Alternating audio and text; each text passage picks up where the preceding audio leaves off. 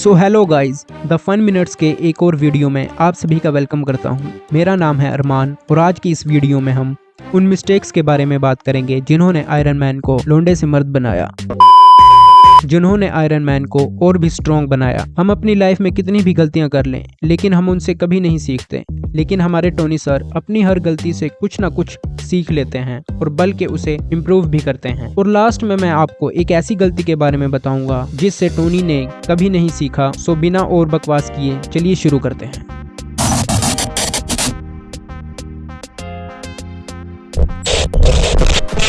तो शुरू करते हैं एमसीयू की फर्स्ट मूवी आयरन मैन से, जो 2008 में रिलीज हुई थी, जब टोनी स्टार्क अफगानिस्तान में किडनैप हो जाता है और उसको कोई भी नहीं ढूंढ पाता। ऐसा उसके साथ या उसके किसी साथी के साथ दोबारा ना हो, इस चीज को उसने इम्प्रूव किया अपने सूट्स में जीपीएस लगाकर। और ये चीज हमने सबसे पहले स्पाइडरमैन होमकमिंग में देखी, जब पीटर को ये पता चलता है कि उसके सूट्स में जीपीएस लगा हुआ है। माना ये टोनी ने पीटर पर नजर रखने के लिए किया होगा, मगर आइडिया वहीं से आया होगा।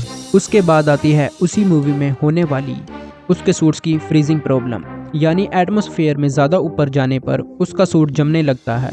और इस चीज़ को उसने ठीक किया गोल्ड टाइटेनियम अलॉय को यूज़ करके, जिसका फ्रीजिंग पॉइंट बहुत ही लो होता है। और थर्ड पॉइंट आता है आयरन मैन 2 में, जब टोनी के पास व्हिप्लैश से लड़ने के लिए सूट नहीं होता और उसे काफ़ी देर वेट करना पड़ता है अपने मार्क 5 आर्मर के लिए। तो इसको टोनी ने इम्प्रूव किया अपने मार्क 7 सूट से, जो ब्रेसलेट से कंट्रोल होता है और उसे वो कहीं भी बुला सकता है। और बाद में तो टोनी ने नैनोटेक का यूज करके अपने आर्क रिएक्टर में ही सूट डाल लिया, जिससे वो खुद चलता फिरता सूट बन गया। और फोर्थ पॉइंट भी एवेंजर मूवी से ही आता है, जब थोर टोनी पर लाइटनिंग ब्लास्ट करता है तो उसका सूट उसे अब्सॉर्ब तो कर लेता है, मगर उसे यूज करने का कोई भी तरीका टोनी के पास नहीं होता। और टोनी ने इस चीज़ को इम्प्रूव किया अपने एवेंजर्स एंड गेम के मार्क 85 आर्मर से, जिसमें उसने एक डिवाइस लगाया जिससे वो थोर की लाइटनिंग को अब्जॉर्ब करके उसे पावरफुल लाइटनिंग ब्लास्ट में कन्वर्ट कर सकता है। और यही चीज़ उसने थैनोस पर यूज़ भी करी थी। और नेक्स्ट पॉइंट भी एवेंजर मूवी से ही आता है, जब टोनी शील्ड की मिसाइल को लेकर चित्तौरी शिप को डिस्ट्रॉय करता है तो वो ऑलमोस्ट मरते मरते बचा था। और इसी चीज़ को उसने अपने मार्क 42 आर्मर से इम्प्रूव किया, जिसको वो कहीं पर भी बैठकर कंट्रोल कर सकता था। और इसमें एक और चीज भी थी कि इसके हर पार्ट को अलग अलग यूज भी कर सकता था, जो हमने आयरन मैन 3 में देखा था।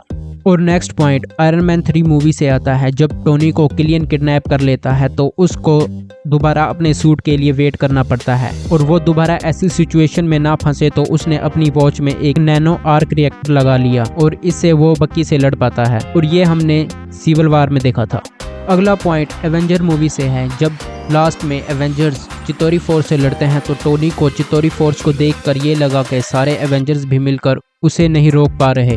और उनको रोक तो पाते हैं, मगर सिविलियन को बचाना, प्रॉपर्टी डैमेज को अवॉइड करना, ये सारी चीजें इन सारे एवेंजर्स के लिए काफी ज्यादा थी। तो टोनी ने इसको ध्यान में रखते हुए उसने खुद की एक आर्मी बनाई जिसको आयरन लीजन का नाम दिया, जिनको टोनी और जारविस मिलकर कंट्रोल करते हैं। और टोनी को पता चल गया कि ये भी काफी नहीं है, तो उसने एवेंजर्स एज ऑफ अल्ट्रॉन में अल्ट्रॉन को बनाया, लेकिन टोनी का ये प्लान बहुत ही बुरी तरह से फेल हुआ। नंबर 8 पर आने वाला पॉइंट दरअसल एक मिस्टेक ना होकर एक फ्यूचर प्लान है, जो टोनी और ब्रूस मिलकर बनाते हैं। एवेंजर्स में जब टोनी को ये पता चलता है कि हल्क कितना स्ट्रॉन्ग और पावरफुल है और वो अपने कंट्रोल से भी बाहर है, तो वो समझ जाता है कि एक ना एक दिन हल्क एवेंजर्स के अगेंस्ट जाएगा। तो इसके लिए टोनी और ब्रूस मिलकर हल्क बस्टर सूट बनाते हैं। अगर इस वक्त टोनी का हल्क बस्टर सूट नहीं होता तो मुझे नहीं लगता कि कोई भी एवेंजर, लिटरली कोई भी एवेंजर हल्क को रोक पाता। टोनी ने जब ये नोटिस किया कि सूट्स के ब्लास्ट एल्ड्रिच, किलियन और हल्क पर कोई असर नहीं कर रहे हैं, तो इसको ठीक करने के लिए टोनी ने अपने नैनोटेक सूट में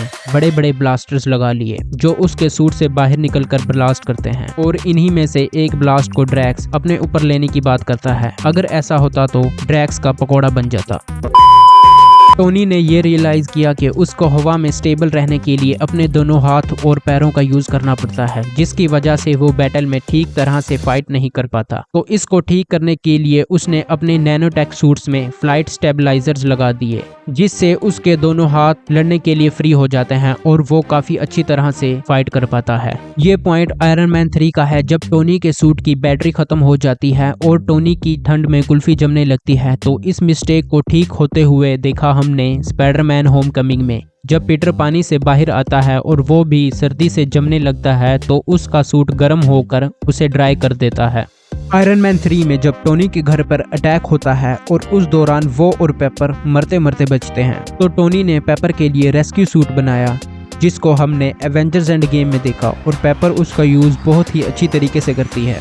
नंबर 13 पर आता है जब सिविल वार में टोनी क्वीन जेट में बैठे कैप्टन अमेरिका और बक्की को नहीं पकड़ पाता है तो उसने अपने सूट में थ्रस्टर्स लगा दिए जिनसे वो क्वीन जेट तो क्या अब तो स्पेसशिप को भी आसानी से पकड़ लेता है। नंबर 14 पर आता है सिविल वार का वो सीन जब रोडी के सूट में विजन का ब्लास्ट लगता है और वो बहुत तेजी से नीचे गिरता है और काफी बुरी तरह से इंजर्ड हो जाता है, तो इस चीज को फिक्स किया अपने सूट्स में पैराशूट लगाकर। ये चीज हमने इन्फिनिटी वार में भी देखी थी, आयरन स्पाइडर में पैराशूट लगा होता है। नंबर 15 पर जब सिविल वार में टोनी के सूट में खराबी की वजह से एमिंग सिस्टम फेल हो जाता है और उसे खुद से एम करना पड़ता है, तो इसी चीज को फिक्स करने के लिए टोनी ने अपने नैनोटेक सूट्स में ऑटो एमिंग सिस्टम लगाया जिससे टोनी को एम करने के लिए सिर्फ सोचना पड़ता था। नंबर 16 पर जब इन्फिनिटी वार में सारे एवेंजर्स मिलकर थैनोस के हाथ से इन्फिनिटी गॉन्टलेट नहीं निकाल पाते, तो इसी को ध्यान में रखते हुए टोनी ने एवेंजर्स एंड गेम में अपने मार्क 85 सूट में एक फीचर रखा और उस फीचर को यूज करके टोनी ने थैनोस के हाथ से गॉन्टलेट नहीं बल्कि इन्फिनिटी स्टोन्स निकाले, वो भी सुमड़ी में। और मैं आपको टोनी की एक ऐसी गलती के बारे में भी बताता हूँ जिससे टोनी ने कभी नहीं सीखा। टोनी एक जीनियस है, ये तो सबको पता है, बट उसने अपने सिक्योरिटी सिस्टम को कभी इम्प्रूव नहीं किया। आयरन मैन 1 में निक फ्यूरी ने उसे हैक कर लिया था और आयरन मैन 2 में आइवन ने भी उसे हैक कर लिया था और यहाँ तक कि एवेंजर्स मूवी में फिल कोल्सन ने भी उसे हैक कर लिया, मगर टोनी ने अपनी इस गलती को कभी इम्प्रूव नहीं किया। और आज की वीडियो को यहीं तक रखते हैं। अगर आपको ये वीडियो पसंद आई तो इसको लाइक करें, शेयर करें और इन फ्यूचर ऐसी ही अमेजिंग वीडियोस के लिए हमारे चैनल को सब्सक्राइब करें।